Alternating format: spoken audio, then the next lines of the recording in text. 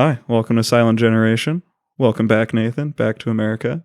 Thank you. It's good to see you. I haven't seen you in 2 weeks. Yeah, that's long for us. Yeah, I was in Poland and then the Czech Republic. And this week's episode is our third travel one. You know, we did Rio de Janeiro and then you did Copenhagen. But this one is not going to be as chaotic as my Rio de Janeiro episode. And not as heartfelt as my Copenhagen one. Yeah, no. Yeah. No, that was like my messiest episode. I got so personal. We're all allowed to have one.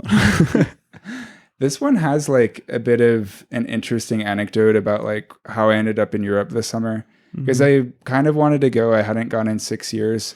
But there's a guy I liked in the fall who is like, oh yeah, I'm thinking of going to Europe in the summer. And so then I arbitrarily requested 3 weeks off from like the last week of June to the first 2 weeks of July.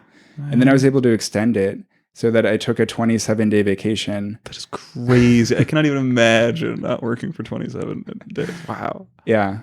And I'm 2 days away from having to go back to work. And right before... All because of an offhand comment that a cute guy made.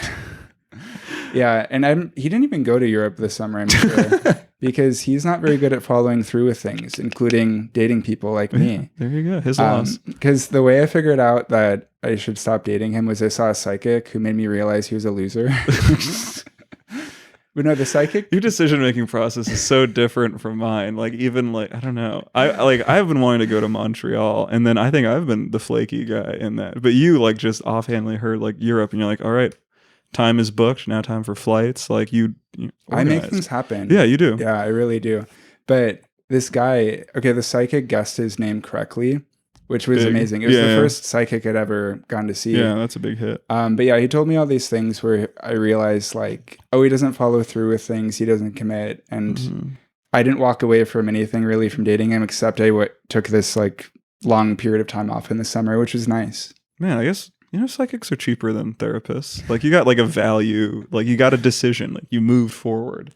They're more likely to give direct advice, actually. Oh, yeah. Because therapists try not to. Yeah, they always waffle, yeah. Yeah, but I feel like he was able to say things that like a therapist never would.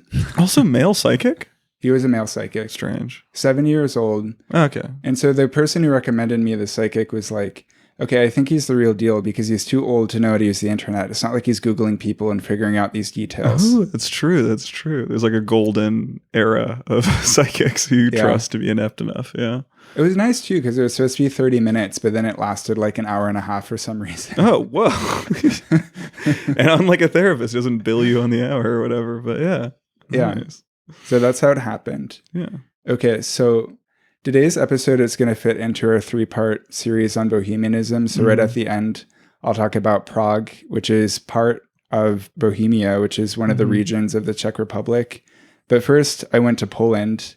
I went to Gdansk, Warsaw, and Krakow. And that was just because like I've grown up in Chicago where there are so many Polish people. And I was just really curious what it was like. And this summer I was thinking like, what if I go to London and Portugal? Or what if I go to Poland and the Czech Republic? And then I went with the other option because I thought, why not go to a place that's less well-traveled? Yeah, no. I think that's really admirable to go to 3 cities in one country. Like that, I think you really start to build out your schema of the whole country's deal. In Germany, I think I've hit like 4 or 5 cities throughout life and all that. And you really like, you kind of round it out. You don't just have like one image in your mind of what that whole country is living like. Yeah. Do you use Google Photos? No, not anymore. What's really nice is wherever you take pictures, it creates a heat map.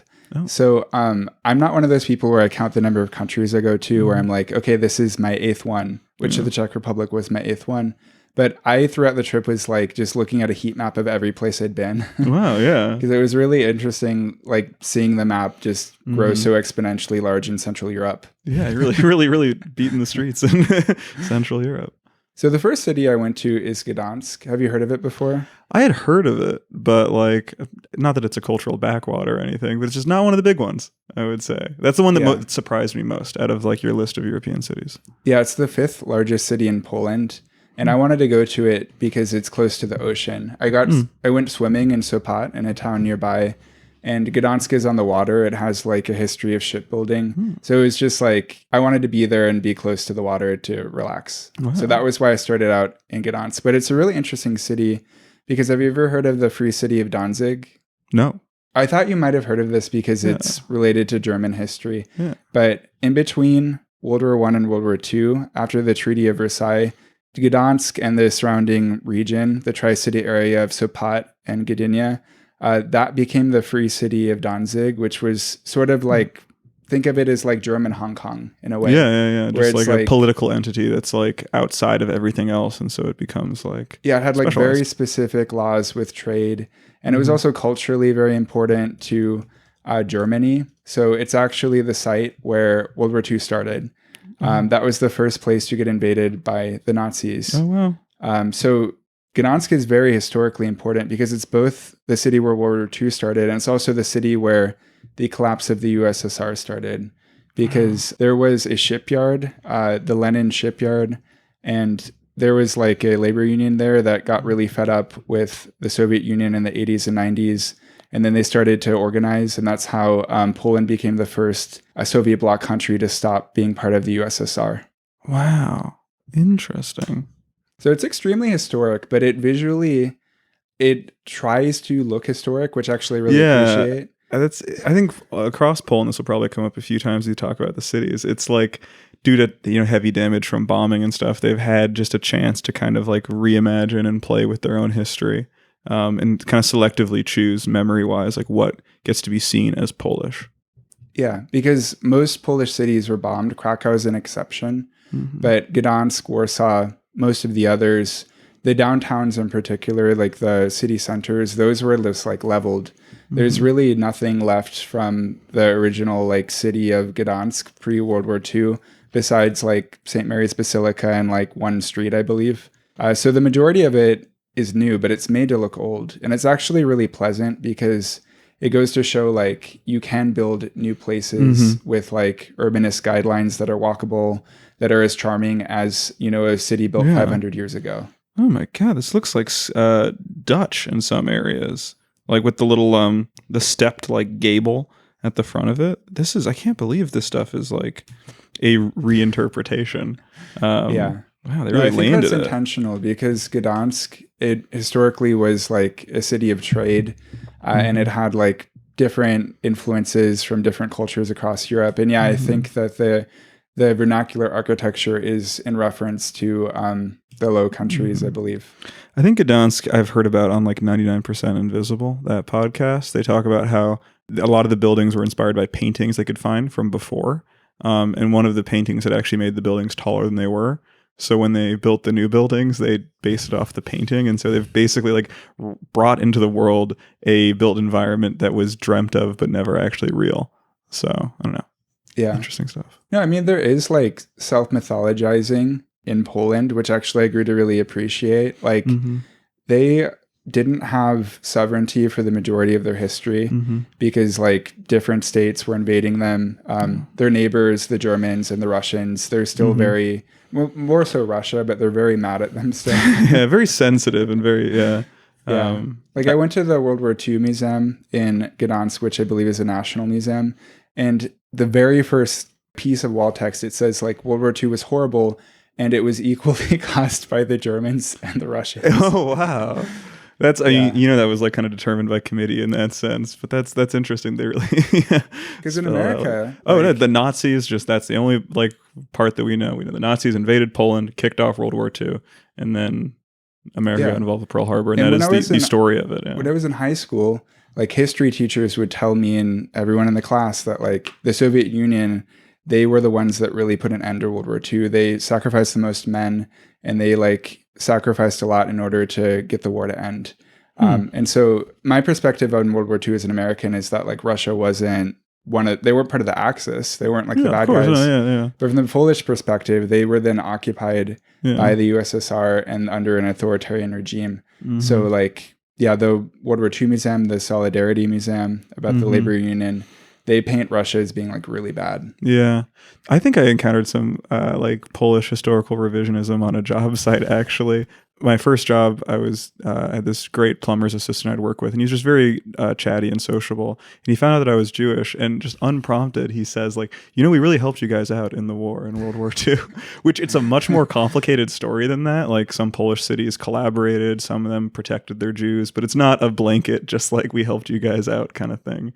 But that comes from like the schooling system. It's, every country, like, I think has a right to tell a story about itself, but I don't know, in terms of how accurate it is or how nuanced it is up to the country. Yeah. And their history is really complex. I hope we get it right, because this is crazy to me. I don't know if you know this. We have like a Patreon subscriber in Poland. Hey, nice.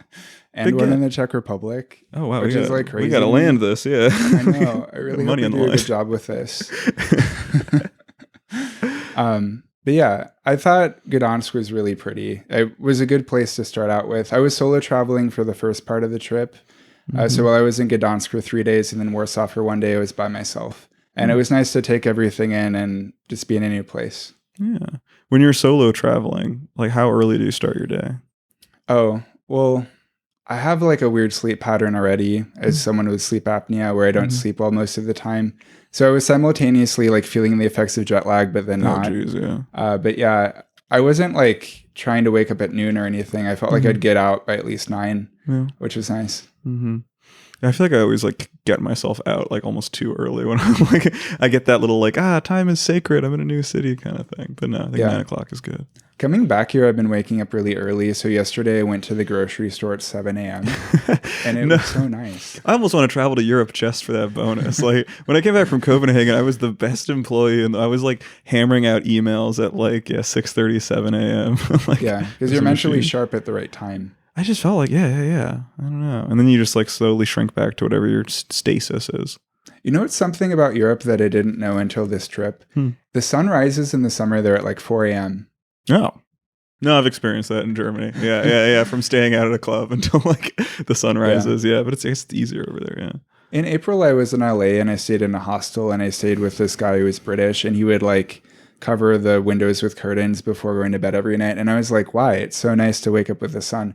I had no idea it's because in Europe, the sun rises like ridiculously early. Yeah, that really affects you. Yeah. Okay, so after Gdansk, I went to Warsaw. I took a train ride there, which was absolutely horrible. Oh, yeah. Wait, I want to know about that. Yeah.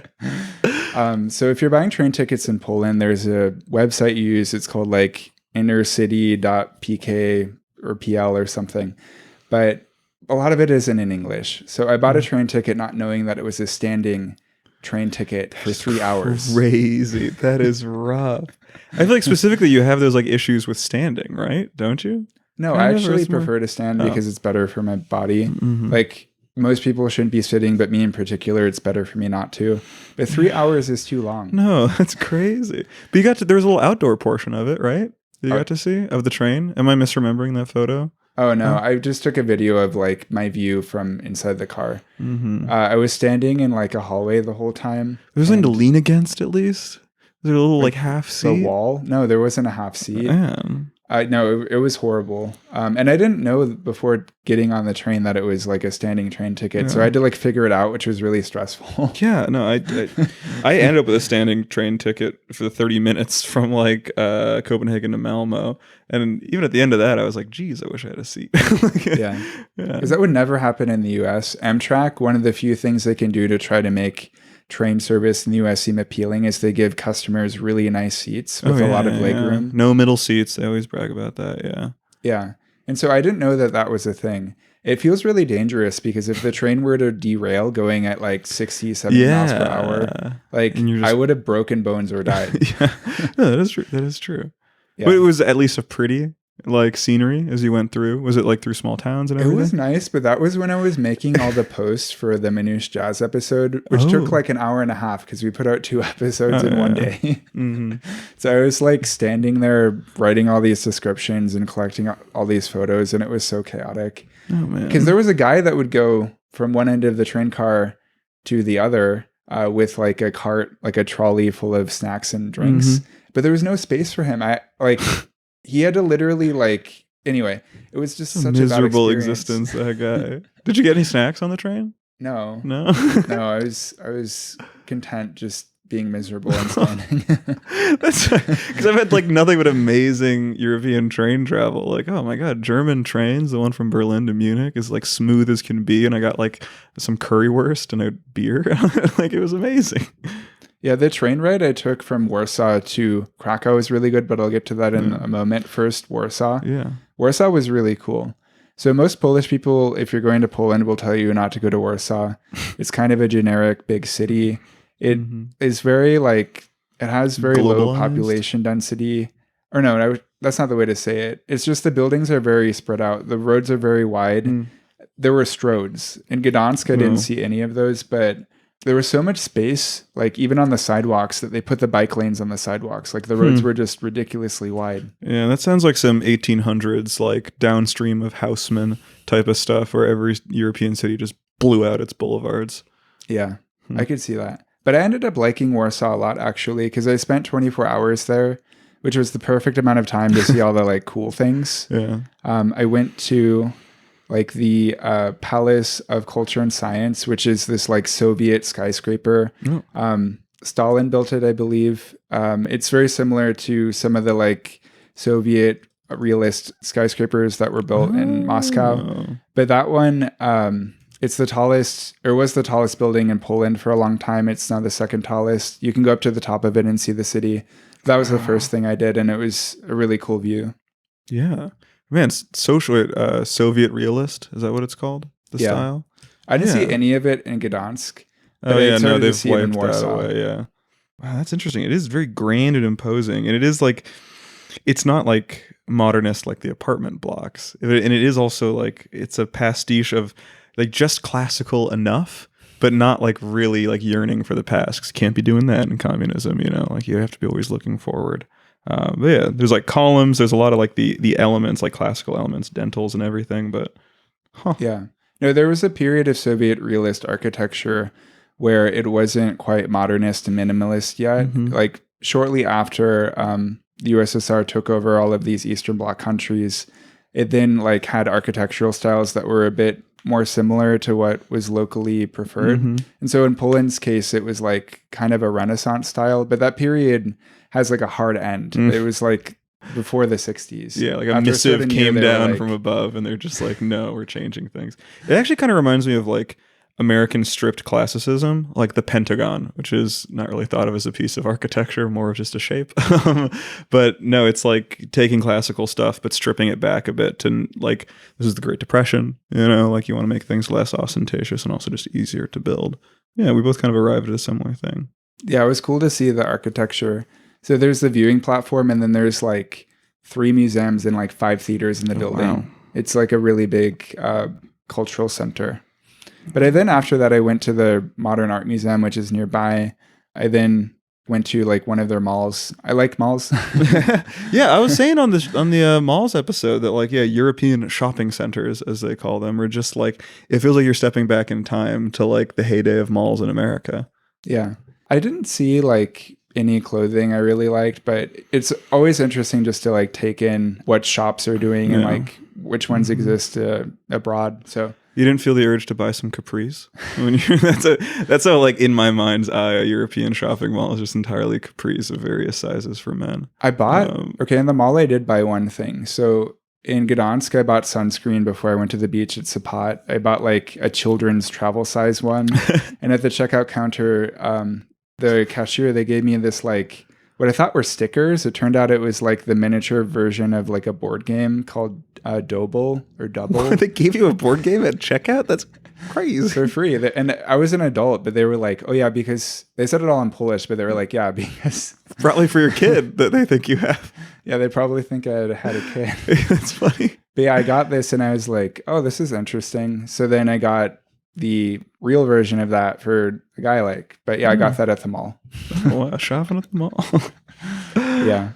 So after the mall, I then went to a neighborhood a bit more to the south of the city. It's called Constitution Square, which is not the original name. It was probably originally like Revolution Square or Lenin Square. There's a lot of like revisionism with names throughout Poland. But it's really cool. It has Soviet realist architecture. Most of the buildings are like not well maintained because Polish people, particularly if they're conservative, they want all of the buildings from the USSR demolished. Mhm. That is like one of their actual political priorities. Wow. That's so interesting. And so they're just kind of in a weird state of like stasis / like disrepair. On one side of the street, there was one building that was like in use. On the other side, there was not. But both sides, there was like graffiti on the buildings, which I didn't really see anywhere else in Poland. It was really a sign of how much they like hated those buildings. Yeah. It's such a European look, is like a very classical looking building, and then stuck on top of it, the like logo of some multinational corporation. Like looking at this, I see, Samsung, Volvo, Philips, like all stuck on top of these like old Soviet buildings. Yeah. Interesting. Well, you know what's crazy? I talked about this in Discord with Farb Nation. I think he lived in Warsaw for a little bit, but there's like a Soviet museum in Warsaw, but it's above a KFC. Oh, but yeah. It's in a building that like is in the Soviet realist style. It's not as dramatic as the other one. So for some of our listeners, because you're extremely online, you'll know the image of the Soviet KFC. This is a different one. The Minsk KFC is the one where it's like, an actual like piece of statue. It's like a monument. A monument to like socialist ideals and the working classes freeing themselves and striding forward into a to a new infinity. With a KFC double down below it. So it was really nice seeing the Soviet realist architecture. I then went to sleep. The following morning, I went to the park, the big one there. It's called Royal Bass Park. At like 7 a.m., went for a walk. I saw hooded crows. I saw a fox. It was just nice. Beautiful. Oh my God. This looks like, what's it? Thomas Kincaid painting. That one, like super, the painter who does like Disneyland stuff. Like, this is just so beautiful. Wow. Yeah. Because I don't like the idea of urban forests because they usually can't support, keystone species. It's kind of a waste. But it was nice, like, I felt like really remote there in this way that I knew I was, and I was surrounded by millions of people, but it felt like I was. No, that's a good park should feel like that. Yeah. But overall, I loved Warsaw. The thing that I liked the most was the metropolitan energy. There was this TikTok I saw a while back where it's like, I love Chicago because it's a metropolis. And that's an idea I've been coming back to. Yeah. And it's kind of weird to realize, but visiting Warsaw, I realized like it's being around Fortune 500 companies and business people, squares. I don't know how or why, but they bring a certain energy that like really like uplifts my spirits. Yeah, you're a metropolitan man. You're a modern. No, you can like really have the benefits of that without actually like working in that field. It just kind of makes a whole place seem industrious. There's just something about like seeing people in suits rush past you with coffees in their hands. It just like makes you excited. Yeah, it's like something's happening. Something big. Yeah. Oh, food so far. Were you liking it in Warsaw? I did, but I was, in Poland wanting to eat Polish food. Polish food is not really like the nice food or like the premier restaurant food in Poland. Like if you're going out to eat, you'll eat like Italian, Asian food. Yeah, Italian food was really big too. Yeah. But yeah, when I would go to eat Polish food, it was primarily at milk bars. Have you ever heard of these? Yes. Very curious. I have a soft spot for cafeterias in general. I think they're very efficient. We should have more of them. Yeah. Milk bars, so they were a Soviet creation. I don't think the Soviet Union really had restaurants, but these were like a place you could go to get food while you were out. But it was very similar to home cooked food. Yeah. You go there, you'll get like a chicken cutlet, you'll get pierogies, things like that. Very cheap. Poland overall is cheap, but not as much as Brazil. When I was there, I was definitely not thinking about the cost of anything, but not to the degree that like I felt like a king in Brazil. Oh yeah, interesting. Yeah, no, in Copenhagen, I was pinching some pennies. But no, the milk bars are really interesting to me. From my understanding, they're a holdover from a more like radical vision of the Soviet Union, which is that you wouldn't need a kitchen in your home. You would eat everything communally. They later walked that back. A lot of like Soviet principles, when they kind of involved like changing gender relations or family structure, they often got a lot of pushback from like any, prior country that was now being Sovietized. Yeah, I heard the very first Soviet housing blocks, they were designed in a way where like the apartment units were very small because they thought that like people needed to be outside as much as possible in order to, have the Soviet values of community or something. Oh, wow. That's funny because my apartment that we're recording in right now, like, accidentally arrives at that. It's a whole bunch of tiny studios, and I've met a lot of people on the rooftop here because we just want to get out of our little, like, boxes. We end up hanging out with each other. Yeah. We haven't become socialists, though. No, not at all. Okay, so after my one day in Warsaw, I did take another train trip to Krakow. That was much better because I took Polish high-speed rail. How fast is it? Let's find out. 124 miles an hour. That's pretty good. Yeah, that's damn good. Yeah, so it's on Italian Pendolino trains. And like the train trip I took was like 2.5 hours. I was in first class. I got served a meal while I was on the train. It was really nice. Can I ask how much it was? It wasn't much at all. I don't even remember. Again, I wasn't really paying attention to the prices, but I feel like it was definitely less than 50. It wasn't very much. Wow. Yeah. So that was my first ever first class experience. But the meal was really small. It was really just like an hors d'oeuvre. It was like burek. Oh, yeah, nice. It wasn't very big. Oh, love burek though. Yeah, that sounds perfect. Man. And I was seated behind Brazilians the whole train trip. Did you speak with them? I was so tempted, but I'm not good at talking to strangers like that. Oh, but trains are the best place. I had a great train conversation with someone over the weekend. Man. Yeah. Brazilian tourists are so much fun. Yeah. But I mean, if you think it's random that Brazilians were in Poland, you know, once I got to Krakow, I was then hanging out in Poland with my friend from Madrid. So a guy from Chicago and Madrid were hanging out in Krakow. In a nice middle ground. Yeah. Yeah. Interesting. So this is Pablo. He's active in the Discord server. Yeah. He's someone I met while he was an exchange student here in Chicago. And he likes to joke that he got deported because he couldn't find a job in time after he finished his degree here. But he now lives in Madrid. He flew out to visit me, which was really nice. So I got some company once I got to Krakow. What was his level of experience with Poland before? None. Oh, well. He'd never been there. It's fresh. It's knocking something off the list. Yeah. Yeah. He said many of his Spanish friends have been there. It's not like super uncommon. But he wouldn't have gone unless someone else he knew was there. He's not the type to solo travel. But is Krakow the biggest tourist destination? It is, because it wasn't bombed during World War II. Yeah. It has a very historic urban fabric. And so that attracts more tourists. I personally, though, I was a bit underwhelmed with it because my very first exposure to Europe was Siena, Italy, which is a Renaissance town where like very few buildings were built past the 1600s. So when I go to a European city and my perception is that it's old, if the buildings are not from the Renaissance, I get let down, which is, I'm learning, not realistic. There are very few cities that are like that. No, I said this in the Copenhagen episode. 1800s does it for me.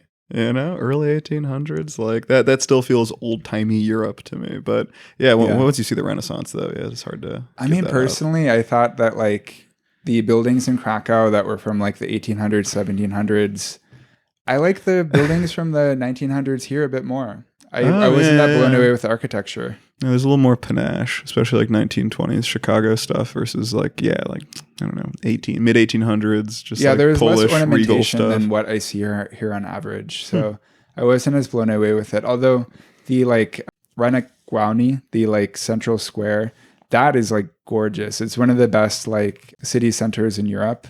It has like this building that was a city hall with a cloth hall down below where you can buy like tourist things, and then there's a nice basilica, several statues, but that's like very breathtaking. I thought that was beautiful. The biggest market square in medieval Europe. It's huge. Yeah. Oh my god. Do love a good plaza. Yeah. It feels like something that Chicago's missing a little bit. A lack of plazas. Yeah. I mean, I was thinking about that on the train ride here, how like when you're in a city, you know, the values in the buildings, the architecture, being around people, but then how it feels sacred once there's like this clear space in the center of a city. There's something very primal about that, I think. Yeah. I mean, Grant Park does it for us. It is plaza-like. But yeah, it is like, you know, Chicago's front door or whatever, like front yard. But yeah, it's something, I don't know, there's something about the European town square that just feels like everyone's on the same page. I mean, I think of here, the center of the city being Millennium Park, which isn't a plaza. I think it's just as cool, though. There's plenty to do and plenty of space for people to meet. But yeah, I'm not the type to like want to just like lay around and hang out. Oh, man. Yeah. Which I feel like that's what like city centers in Europe are the best for is if you like you have 1, 2, 3 read a book. cigarettes, you have espresso, Yeah, I'm not really into that. I got dinner though one night in Krakow city center, but Pablo was like chiding me a bit, and he was like, "You know, this is a tourist trap, right?" And I was like, You're allowed to have like one tourist trap. Yeah, no, it's okay. Oh wait, where did you see the grilled meat truck? That was in Krakow. That was in Krakow. That I think it was my first or second day there. So I was walking and I saw like a lot of people around this van that was selling kielbasa, and I had like really great street food. That was maybe the best like Polish food I had there. It was just like 1 kielbasa with a roll, mustard, and then you could put like ketchup on it as well. Man, it was delicious. Yeah, that's right up my alley. That sounds so good. Because you love hot dogs, so I sent you a picture of that right after. And I love like food trucks and stuff. Not so much like the super zhuzhy ones. Like Las Vegas had a very big food truck scene. When they had like the Food Network show, like Food Truck Wars, they like started it in Las Vegas. I just like more like bog standard, like a good restaurant that is in a truck. Yeah. In Krakow, one of the big things that you can do is go to the Wieliczka salt mine. Have you heard of it before? Just in some preliminary research, yeah. I know it's just very interesting when they like top destination is a salt mine. It's just not a typical kind of city exploring type thing. Yeah, it's really cool though, and it was one of the very first UNESCO World Heritage Sites, like one of the first 12, I believe, because it was in use to mine salt for hundreds of years. Like I got to tour it, and I only got to see 1% of it. We went 300 feet below ground, saw 30 chambers, and that was only 1% of it. Wow. It's been mined for so long that like they've never, mapped all of it because it's just so extensive. Oh, that's like a little terrifying to me. I don't know. Maybe this is awakening some kind of deep fear in me, but like I just don't know. Yeah, it's beautiful. In the mines, the workers, when they were done with their shifts, they would oftentimes spend some extra time down there creating like little chapels or sculptures. And so the premier one there, it's called St. Kinga's. And that's gorgeous because it's mined entirely out of salt and it looks as good as like any cathedral. And they do a lot of interesting things with the salt there. Like if you illuminate it, it becomes transparent. So they have like really beautiful statues of like Jesus and Mary where a portion of it is like illuminated and glowing. It's gorgeous. Yeah, wow, this is definitely like popping up on my list now. And I felt like I was in a different planet when I was down there because the tour guide would be like, oh yes, and if we didn't wait here for like 30 seconds, we wouldn't have enough air and we could maybe die. What? And you couldn't open certain doors because of the air pressure down there. They're very specific. Like it felt like physics were different down there, and it was kind of a different planet. That's scary. I don't know. Yeah, I remember going to some mines in Germany, like the Rhineland Pfalz is where there was like a gem mining area, and just the deeper I went in, just a deeper unease kind of set in. Like I don't think, people lived in caves, but not that deep in them. Like something about being that deep in a cave, kind of. Yeah, I mean the good thing is like my biggest fear down there, which was like the roof collapsing, is like almost impossible. Yeah. Because they build all these like wooden support beams for the ceilings, and those like become petrified. There's no moisture down there. Oh yeah, it's salt. Yeah. They're jerkified. Yeah. The wood becomes even more solid than it would be above ground. So it's like, there's no risk of collapse pretty much. Yeah, no, when I need wood for exterior projects, it gets treated. It gets pumped full of like weird preservatives and stuff. But then the good stuff, they kiln dry it afterwards. So they do like desiccate it and dry it out and becomes a lot like better to work with and more predictable. But yeah, salt will do that. But you probably put finishes too, right? On the wood. Oh, this is the wood I'm talking about is like for making a deck or something. So you'll stain it afterwards. Interesting. Cool. And then so after the Wieliczka salt mine, the following day I went to Nowa Huta, which is like a centrally planned Soviet city of sorts. Although it was like made to be a neighborhood of Krakow. It's now currently a neighborhood of Krakow, but it's massive. It grew to the size where it houses 250,000 people. So it's like a quarter of the city's population, roughly, or more. And that's like Soviet realism, like through and through. Yeah, it's interesting. It's, a little Parisian, kind of, in the fact that it's just relentlessly 5 stories everywhere. Yeah. That's what it seems to be. It's sort of Parisian, except it's like a semicircle instead of a circular design. Yeah, just changing it enough so it's not copying. But for that, I had to kind of like bite the bullet and be like a super tourist by hiring a private tour guide. Oh, just one for you? No, for me and Pablo. Oh, nice. Because like the main museum there was under renovation. I couldn't go there to see what Nova Huta had to offer, so I paid someone to take us there.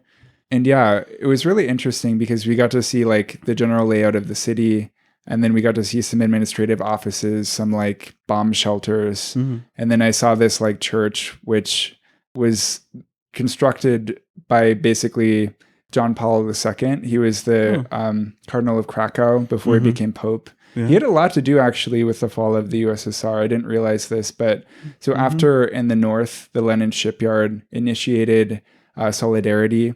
Several years later in the 80s, John Paul II came to visit Poland and sort of rallied the people. And that's what like created more momentum and led to Poland becoming a free nation.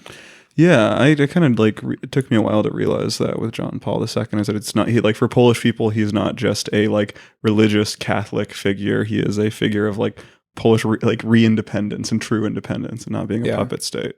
No, it's crazy how influential he was because no one expected him to become Pope. He was the first non-Italian Pope in hundreds of years. It's like 492 years or something. It's crazy. But it feels almost handpicked in a way because it was like, this definitely did not happen. But if like the CIA was like, okay, we want to pick a Pope that will advance our agenda. They would have picked him. Yeah, they couldn't have they got exactly what they wanted, basically. No, I kind of like that theory. Yeah. I've just been reading a lot of spy novels, so yeah, that's up my alley. Yeah. So yeah, Nova Huta, it was centrally planned by the Soviets to house thousands of workers that would work in a nearby steel plant.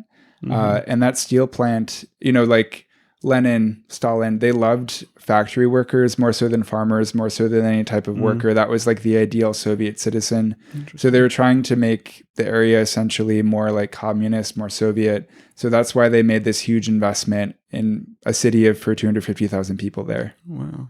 And then, so in Krakow, what was your read of the overall kind of like urbanism, like urban fabric of it? Because I've heard it's pretty good. It's like, it's like not Amsterdam or anything, but you can bike, there's trains.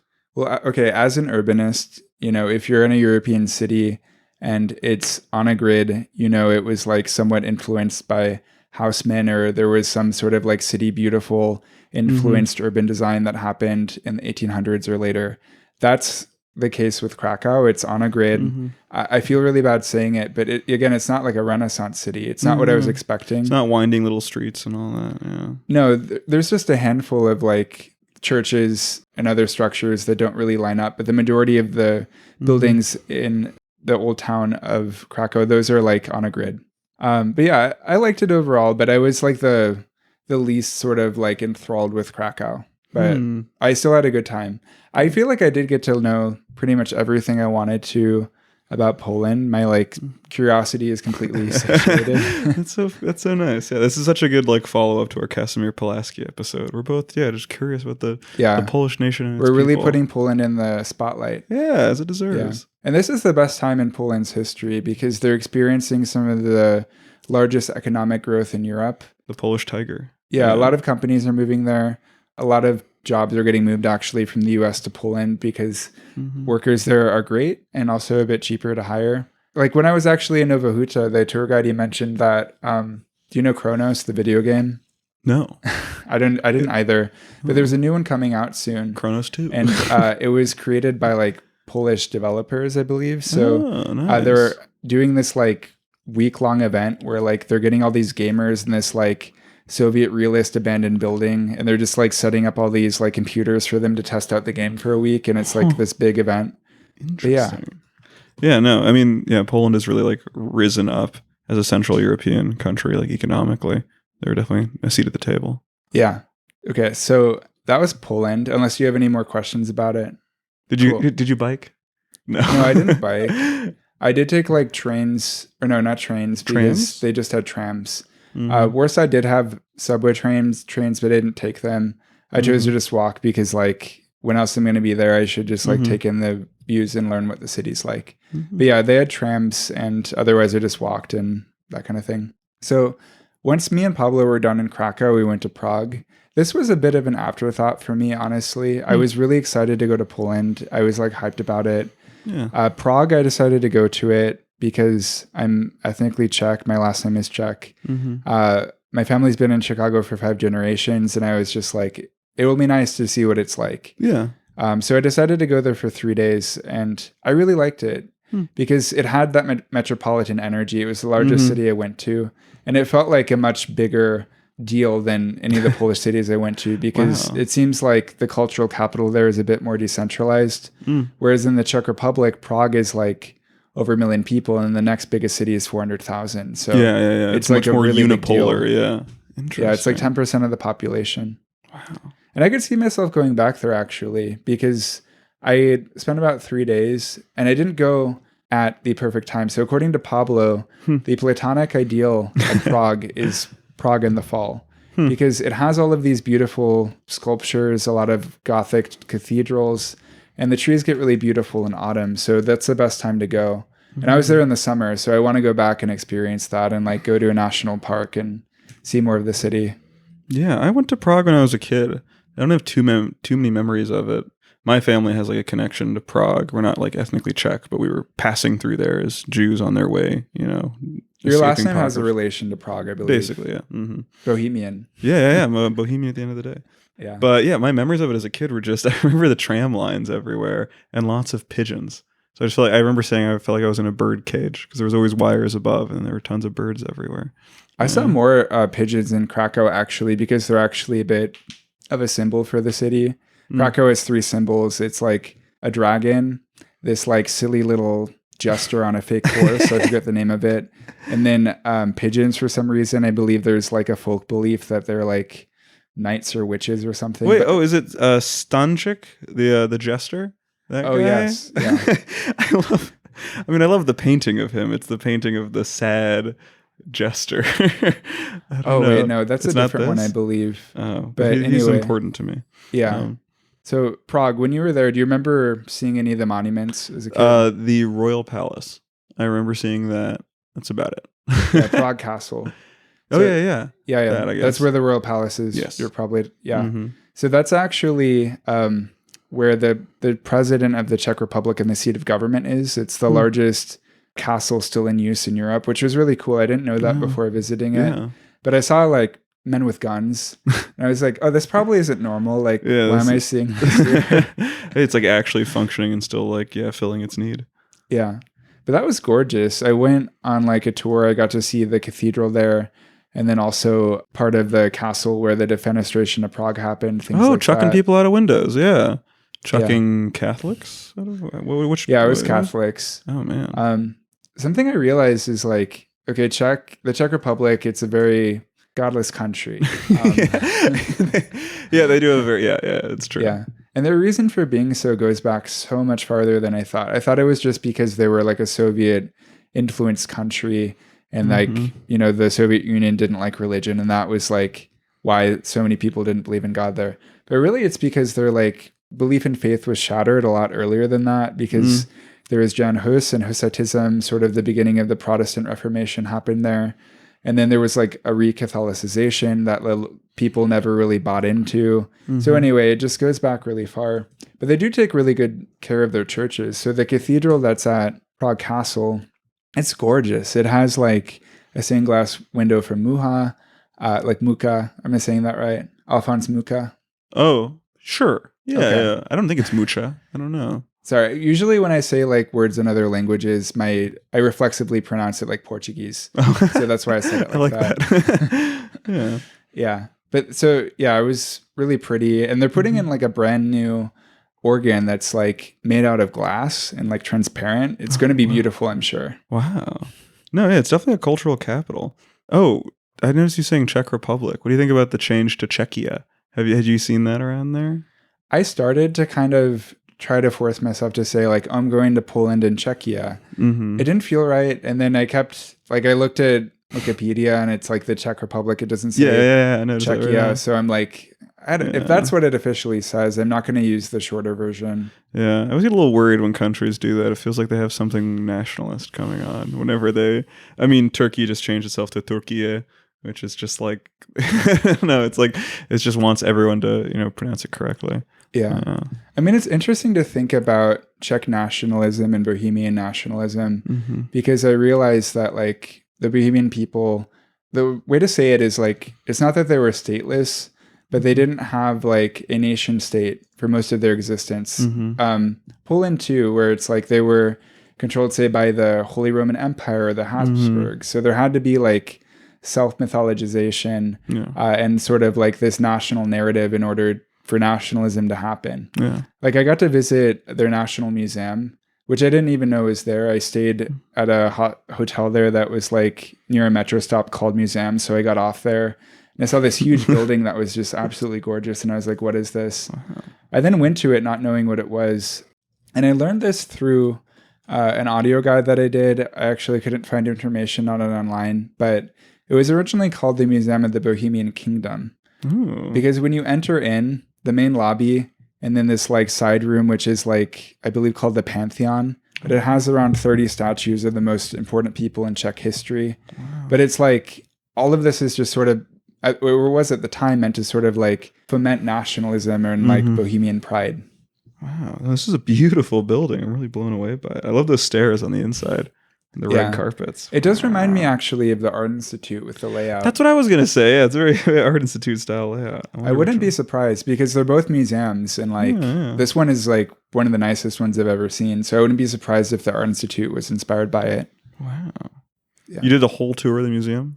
No, I only had 2 hours there, which was fine. I would love, if I go back to Prague, I'll spend more time in the museum. But they did have exhibits on like the history of the Czech Republic. So I really soaked that in order to like get information for the next section, which is like, okay, what is Bohemia? So that now we can sort of like circle this back to the Bohemian 3-part series that we're doing.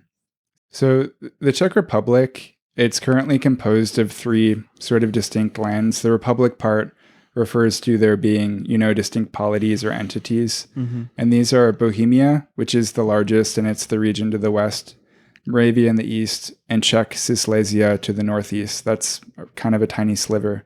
But Bohemia is the largest region. The history of it is like pretty complex. I was sort of overwhelmed by all the information at the museum. But Bohemia, it was what's called like a crown land of the Austro-Hungarian Empire until 1918. It then became part of Czechoslovakia. It was not a distinct political entity by World War II. And then it became Czechoslovakia and was a Soviet satellite state. And then after the fall of the USSR, it emerged as the Czech Republic today. So it kind of hasn't been called Bohemian or Bohemia for a very long time. But what's interesting is my dad actually refers to himself as being Bohemian. It's super, super old school. I'm sure there's not many people like this anymore. Yeah, people would just say Czech. Yeah. Yes. But of Bohemian origins. Yeah. I think it like that term, it lingered in the United States a bit longer than it did in the Czech Republic because, Bohemian immigrants who'd been there for multiple generations, they weren't really in touch with what was happening in the country that they were ethnically from. So they there was kind of a disconnect. So growing up as a kid, I would hear my dad say like someone would ask him, "Oh, what's your nationality?" And he'd be like, "Oh yeah, my family comes from Bohemia." And I used to say that as a kid too. They must have confused kids on the playground. They don't even know what the Czech Republic is, let alone Bohemia. Yeah. And I don't think that most people today probably know that the term Bohemian is referring to a nation of people. I don't know. With the game Kingdom Come Deliverance that takes place in Bohemia, I think maybe nerds know. We're more educated than average. Yeah. I mean, there are like institutions in Chicago that, people can infer, or if they like look into them, like the Bohemian National Cemetery. That's a large cemetery on the north side. And if you're like reading about like, what was his name? Cermak? What was his first name? Antonin Cermak? Antonin Cermak. So he's one of the mayors of Chicago. He was a Czech national, one of the first non-Irish mayors, actually. Big for us. But yeah, if you like look into like our history here, you can trace it back to Bohemia. But overall, I think most people, when they hear Bohemia and they just think about art, like arts and artistic people, they don't relate it to nationalism or like an ethnic group. Oh no, yeah, it's totally like freed from that. Basically, it's such a circuitous path to be from the region of Bohemia and then misapplied to Roma, Romani, Gypsy people, and then to mean artists. Yeah. There's a thread that can be followed that would take a lot of research, but I think that there's a parallel or an analogy that could be made between the sort of like self-mythologizing of Bohemia as this like nation that like needs to come into existence, and also just like the self-mythologizing of the Roma people and Bohemianism and all of these things, just there is a link there, I think, that exists. Yeah, yearning for a kind of like mythical state. Yeah. And also, I think, okay, this is definitely more of a reach than what I just said, but something that can't cross my mind is just that, like, okay, Bohemian people were kind of the OG alt people because they were Protestant. Oh, Protestants are the original alts? Yeah, they were the first contrarians. Yeah. Catholics were the normies back then. Yeah, you got to throw the normies out the windows. Yeah, we're reaching. We're really reaching. Yeah. Actually, that's so interesting because now alt people are converting to Catholicism. I mean, I think that's reaching its natural end now. Yeah. But yeah. No one goes Orthodox anymore. I feel like that was a big thing like 3 or 4 years ago. I know one guy who did it. I feel like Orthodox religions are sort of the least universalizing. Do you know that term? That like they meet people where they are, basically. Universal religions are the ones where they ideally would convert everyone on the planet. That's not all religions, like Christianity, Islam, those are. Judaism, Hinduism, those aren't. I feel like Orthodox Christianity, because it's so centered around different ethnicities like Russian, Greek Orthodox, it's maybe on paper universalizing, but also kind of not. Yeah. That's interesting. So that's probably something. I always did find that admirable about Orthodox Christianity is it's so tied to its place. It's not part of this kind of like, whatever your complaints of the Catholic Church are, it is a like hegemony, it is a large like apparatus. And I think that the like disorganization of the Orthodox Church is a little more charming. Yeah. You know what I actually saw in the Czech Republic? Okay, so in Prague, their main square, which is beautiful, it has like a monument to Jan Hus, the first like Protestant, and then across from it or close to it, there's this like church. I forget the full title of it, but it's like the Czech Husian Church or something. But it's like this church that was founded in the Czech Republic based off of like Jan Hus's principles, which were not like carried out sequentially. But anyway, it was sort of like this revivalist Protestant church, but like around the time when like you could stop being Catholic again in the Czech Republic, this like church emerged, and it was interesting to go to it and sort of learn a bit about it. Yeah. No, people forget about the kind of Bohemian origins of the Reformation. I think. I don't know. I think more about what's his name, Martin Luther, and all that stuff. Yeah. Well, they successfully suppressed the Reformation in the Czech Republic. You could not be anything other than Catholic after the 30 Years' War. But yeah, with Martin Luther, you could then continuously be a non-Catholic. So that's why he's a bigger figure in history because of that. John Hus, also known as John Goose in some, I'm not even joking, that's literally on there in some Anglicizations. Interesting. Yeah. Did you ever take AP European history? I did not. No, that's why you're like, beating me on this.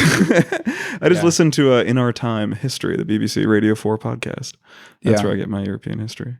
No, I mean, I took that. I got a 4 on the exam. Wow. It helped because I took AP Art History at the same time. So I aced all the art history questions on that exam. Nice. But I don't think of myself as being like a history buff or anything. I'm much more into anthropology and other social science fields, but I'm really good at memorizing information. Yeah, wow. I like history, but I don't think I'm great at just recall in that way. More of a vibes-based history guy.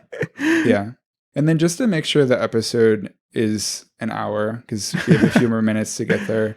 Okay, so when you were a kid and you visited Prague, what other like things do you remember seeing? I wish I had anything. I'm like literally like I'm really trying to scrape my mind for it. I feel like I want to go back. The nice thing about like traveling so widely with my like military family back in Germany was that we went to every big European city. Yeah. We saw all the tourist stuff. So I can go to any city. I can go to Paris and not go to the Eiffel Tower. Like I'm free. Like I'm done. I can just do like small neighborhood stuff. And so I am interested in Prague again. Also, it's come up in the spy novels I'm reading. They think that one character is being like pulled to the other side by Prague intelligence. But I've also heard it's not a great urban fabric anymore. It's kind of car-brained out there. I don't know where it's coming from. But they're not like changing rapidly in a positive direction like Paris and London. Yeah, one of the biggest like non-North American transit YouTubers, this actually might end up being the only link in the show notes. He, I forget his name. I think it's like Adam is awesome or Oh awesome. yeah, I saw that thumbnail, but I didn't click it. Yeah, like was it Prague is a parody of European cities, is what the flashy title is. Yeah. And so I watched that, because I came back and was like, oh yeah, like what's this guy's take? He lives in the Czech Republic.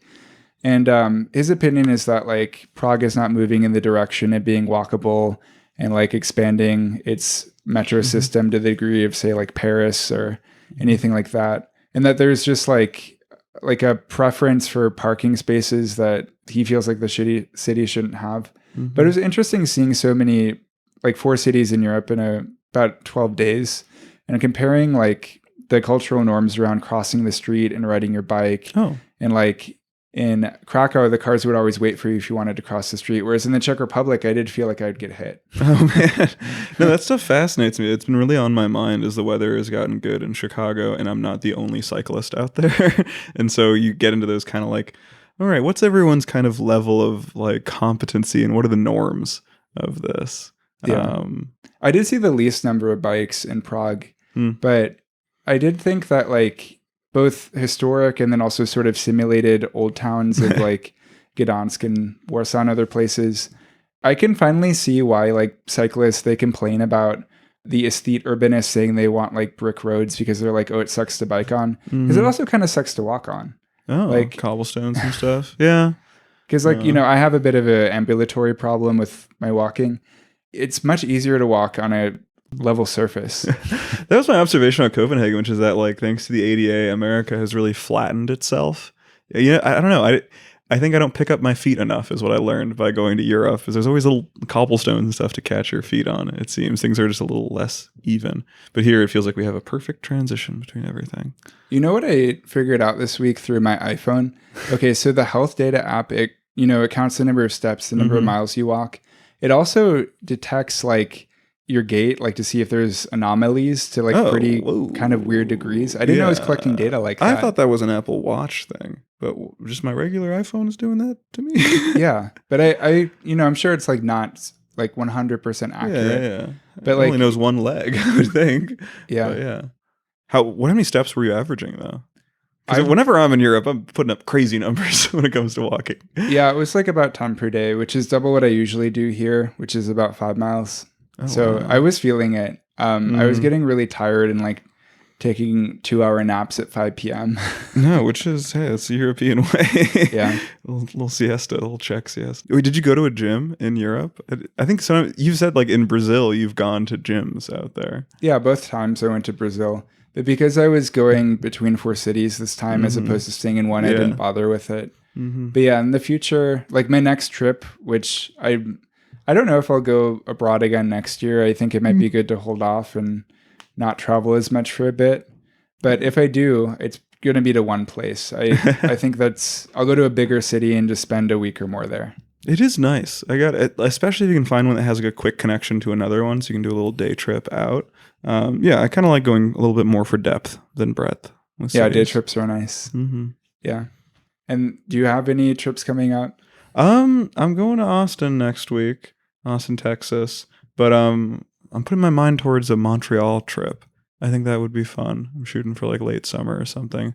I think it's a little bit of min-maxing, but like where it's the shortest I can travel and have it feel the most like Europe. And I think that's Montreal and the 2.5-hour flight. And then you have cobblestones. Yeah. And then I'm there. So there might be a Montreal episode. Maybe. We'll see. But the next episode you guys have to look forward to is the one on Bohemianism. It's going to be a Patreon exclusive. That one, we're going to really hit the literary angle. We're going to talk about the artists that really brought life to the concept of Bohemianism as being like, the concept of Bohemianism as being free-spirited, creative, all of those positive attributes that were once associated with the Romani people. Yeah. Looking forward to it. Cool. Bye, everyone. Bye-bye.